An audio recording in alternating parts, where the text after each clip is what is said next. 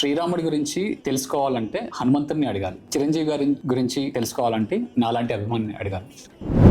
Star ప్రపంచానికి వచ్చిరా ఒక్క చిరంజీవి తప్ప అన్నాడు.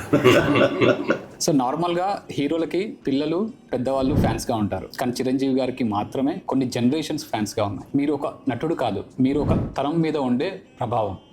ఈరోజు మేము ఫిల్మ్ మేకర్స్ అవుతున్నామంటే మీరు మా కళల్లో చేసిన నృత్యాలే కారణం. నాలాంటి ఫిల్మ్ మేకర్స్ గోల్ మీతో సినిమా తీయడం కాదు, ఈ సినిమా తీసింది మీ ఒక ఫ్యాన్ అని మీకు తెలియడమే. ఇట్లు ఈ చిరంజీవికి హనుమంతుడు.